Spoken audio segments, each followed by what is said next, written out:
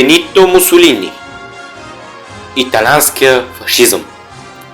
За да продължим нататък, първо трябва да видим каква е същността на фашизма и неговата поява. Фашизмът като идеология и политически режим е създаден от Бенито Мусолини. През март на 1919 година той учреждава тъй нареченото Фашо ди Комбинатименто, малка бойна група, сплотена около неговите републикански, атеистични и антикапиталистически възгледи. След изборния си успех през 1919 година Мусолини съзнава, че трудно би преборил социалистите и сменя курса. През 1921 година движението прераства в национална фашистка партия НФП. Тя защитава частната собственост и църквата й се отказва от антимонархизма. Членовете й, облечени в черни ризи, организирани в военни отряди складри, влизат в улични схватки с социалисти и комунисти. Мусолини спечелва на своя страна едрия и средния капитал като спасител от болшевизма. Като идеология фашизма е далеч от целостта на марксизма, но е гъвкав, приложен в традиционното италианско общество и насочен към създаване на силна държава.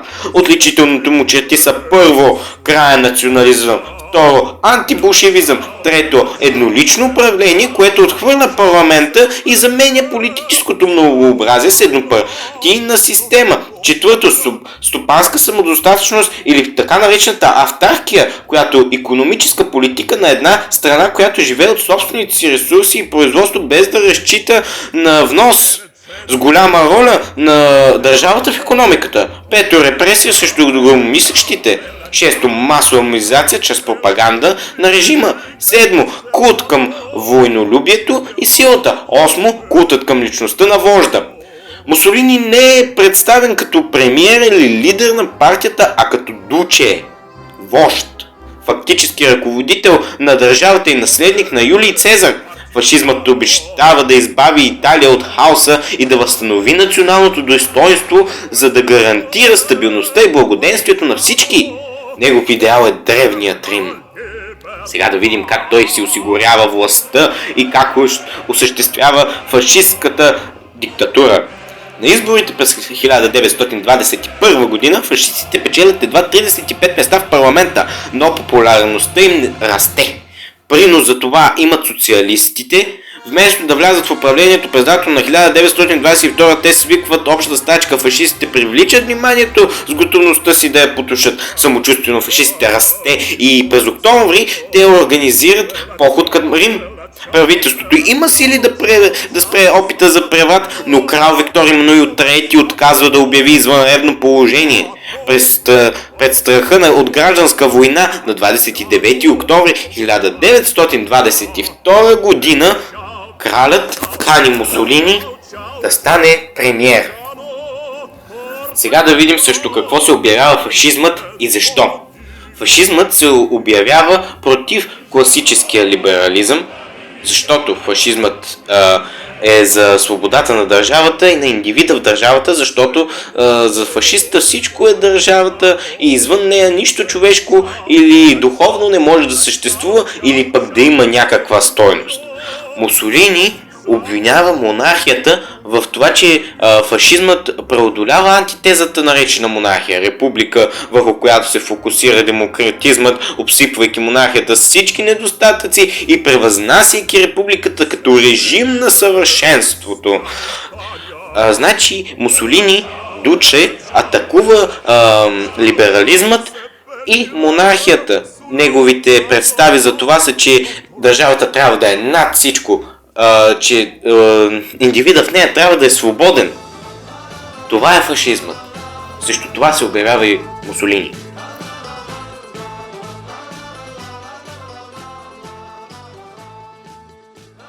Германския национал-социализъм, Адолф Хитлер и това как той осъществява диктатурата. На 5 март 1933 година Хитлер провежда предсрочни избори и печели с заплахи и насилие. След като новия Райхстаг му дава право да пише закони и да сключва договори, опозицията е изгонена. Хитлер суспендира конституцията и обезличава парламента. Унищожаване на демокрацията продължава с забрана на партиите и синдикатите с изключение на НСГРП и подчинения и трудов фонд, премахване на автономията на провинциите и централизиране на властта, прочистване на административната цензура и подчиняване на образованието на расова теория. В икономиката главните задачи са намаляне на безработицата и инфлацията, мащабно обществено строителство, ограничаване на вноса и въвеждане на режим на автаркия, както при Италия. Възраждане на военната индустрия и контрол над производството. Религията също е подвластна на държавата. Християнството не е забранено, но е възроден култът към езическото минало с неговото преклонение пред силата. Най-мощните инструменти на диктаторската власт са пропагандата и терорът. Министерството на просвещението и пропагандата, оглавено от Йозеф Гьобелс, поставя под пълен контрол печата, радиото, киното, литературата, театъра, музиката и изкуството. Образованието и културните институции, заедно с младежките организации, са използвани за ежедневна пропаганда. Насилието става целенасочена държавна политика.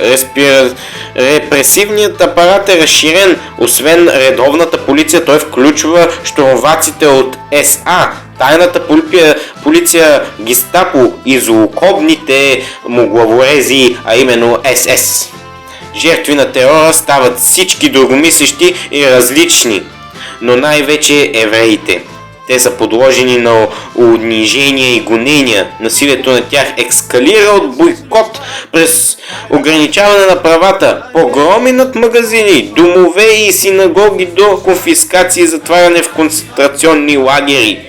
В центъра на системата е Хитлер, а движещата и сила, неговата воля, диктаторът бързо установява тоталитарния режим. И на 2 август 1934 година, възползвайки се от смъртта на президента, той слива поста му с канцлерския и става фюрер на германския народ. Сега да видим как фюрерът разбира света около него. Трябва да видим към какво призовава той последователите си. А именно в това, че времето на демократите отминава. И това е факт, който никой не може да отмени. Ние сме отвлечени от едно движение, на което не може да се устои. Независимо дали го желаем или не. Нашият избор е да победим или да изчезнем.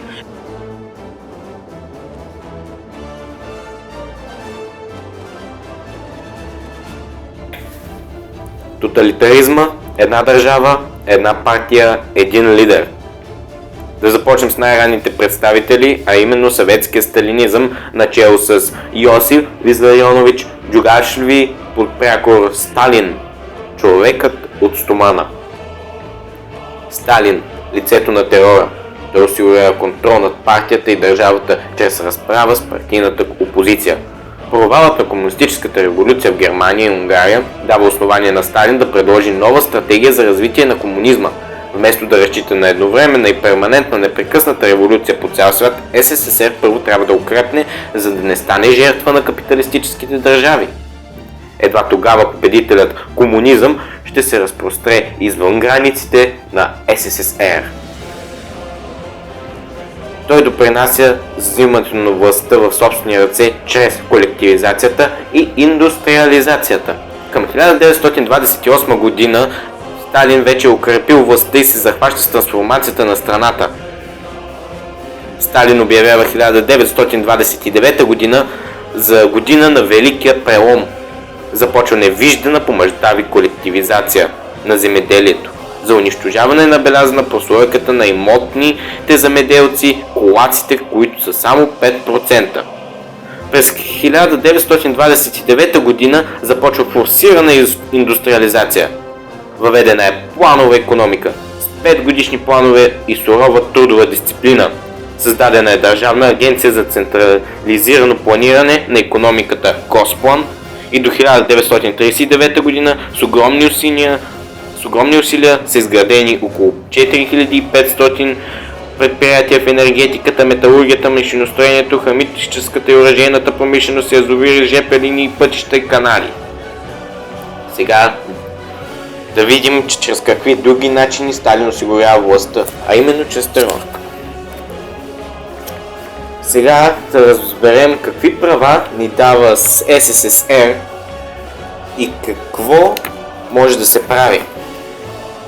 Да прочетем. Комунизмът и гражданските права. Член 1. СССР е социалистическа държава на работниците и селяните. Член 125. В съответствие с интересите на трудещите се и за укрепване на социалистическия строй на гражданите на СССР се гарантира от закона свобода на словото, свобода на печата, свобода на събранията и митингите, свобода на уличните шествия и демонстрации. Член 127. Гражданите се осигурява неприкосновеност на личността, което аз смятам за една голяма лъжа.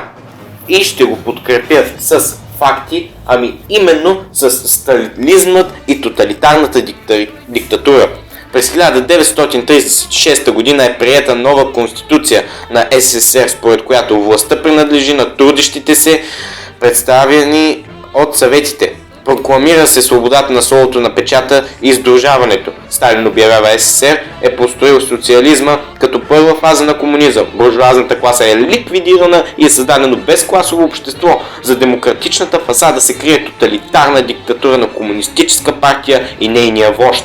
Сталинизмът като политическа система се отличава с първо сливане на партията с държавата, второ култ към личността на вожда, трето унищожаване на индивидуалните права и свободи, четвърто насилие и терор, пето пълен контрол на икономическата активност, шесто масирана пропаганда и цензура.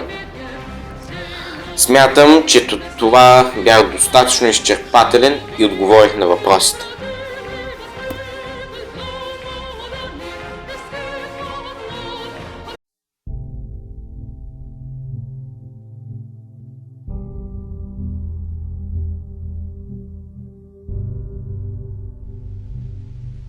I'm sorry, but I don't want to be an emperor.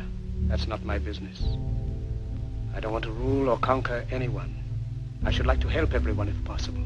Jew, Gentile, black man, white. We all want to help one another. Human beings are like that. We want to live by each other's happiness, not by each other's misery. We don't want to hate and despise one another. In this world there's room for everyone, and the good earth is rich and can provide for everyone. The way of life can be free and beautiful, but we have lost the way. Greed has poisoned men's souls, has barricaded the world with hate, has goose-stepped us into misery and bloodshed. We have developed speed, but we have shut ourselves in. Machinery that gives abundance has left us in want. Our knowledge has made us cynical, our cleverness hard and unkind. We think too much and feel too little. More than machinery, we need humanity. More than cleverness, we need kindness and gentleness. Without these qualities, life will be violent, and all will be lost. The aeroplane and the radio have brought us closer together. The very nature of these inventions cries out for the goodness in men, cries out for universal brotherhood, for the unity of us all. Even now, my voice is reaching millions throughout the world, millions of despairing men, women, and little children, victims of a system that makes men torture and imprison innocent people. To those who can hear me, I say, do not despair. The misery that is now upon us is but the passing of greed, the bitterness of men who fear the way of human progress. The hate of men will pass, and dictators die, and the power they took from the people will return to the people. And so long as men die, liberty will never perish. Soldiers, don't the brutes, men who despise you, enslave you, who regiment your lives, tell you what to do, what to think, and what to feel, who drill you, diet you, treat you like cattle, use you as cannon fodder. Don't give yourselves to these unnatural men, machine men with machine minds and machine hearts. You are not machines, you are not cattle, you are men. You have the love of humanity in your hearts. You don't hate, only the unloved hate, the unloved and the unnatural. Soldiers, don't fight for slavery, fight for liberty. In the 17th chapter of St. Luke it is written, the kingdom of God is within man, not one man nor a group of men, but in all men, in you. You, the people, have the power to create machines, the power to create happiness. You, the people, have the power to make this life free and beautiful, to make this life a wonderful adventure. Then in the name of democracy, let us use that power. Let us all unite. Let us fight for a new world, a decent world, that will give men a chance to work, that will give youth a future and old age a security. By the promise of these things, brutes have risen to power, but they lie. They do not fulfill that promise. They never will. Dictators free themselves, but they enslave the people. Now let us fight to fulfill that promise. Let us fight to free the world, to do away with national barriers, to do away with greed, with hate and intolerance. Let us fight for a world of reason, a world where science and progress will lead to all men's happiness. Soldiers, in the name of democracy, let us all unite!